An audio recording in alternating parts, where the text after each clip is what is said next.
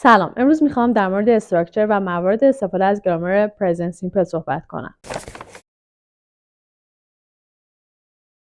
برای استفاده از این گرامر ما از افعال داینامیک استفاده میکنیم مثل go, walk, watch, talk و یا هر فعلی که یک اکتیویتی رو نشون میده.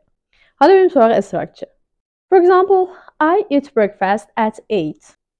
برای تمام ضمائر فعل رو به صورت ساده میاریم و فقط برای سوم شخص مثل he, she و it به آخر فعل s اضافه میکنیم. مثل he eats breakfast at 8. حالا چجوری منفی میکنیم؟ کافیه یه don't قبل از فعل اضافه کنیم. I don't eat breakfast at 8. You don't eat breakfast at 8. و برای سوم شخص قبل از فعل doesn't اضافه میکنیم و اس فعل رو حذف میکنیم. He doesn't eat breakfast at 8. حالا بریم سراغ سوالی کردن. برای سوالی کردن هیچ جابجایی توی جمله صورت نمیگیره. فقط کافیه یک اگزیلاری یا فعل کمکی اول جمله اضافه کنیم. برای تمام ضمائر اگزیلاری دو رو استفاده میکنیم. Do I eat breakfast at 8? Do you eat breakfast at 8? Do they eat breakfast at 8? و برای سوم شخص does اضافه میکنیم و اس فعل رو حذف میکنیم. Does she eat breakfast at 8? Does he eat breakfast at 8? حالا بریم سراغ موارد استفاده. Number 1. برای صحبت از عادتها. For example, she walks to work.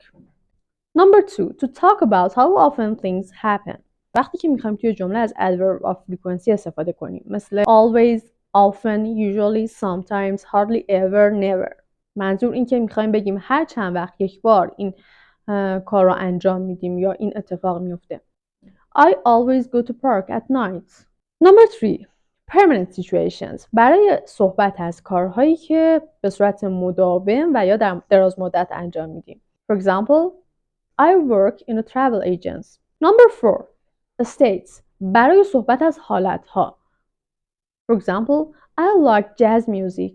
Number 5. General truths and facts. برای صحبت از حقایق. For example, Iran is a big country.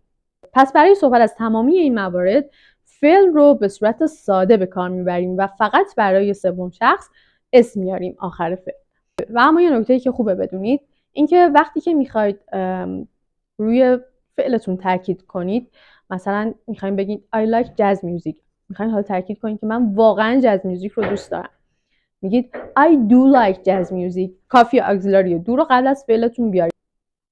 I do like jazz music.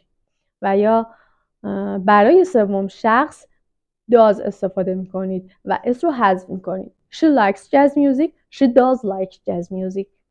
این بود تمام نکات در مورد present simple.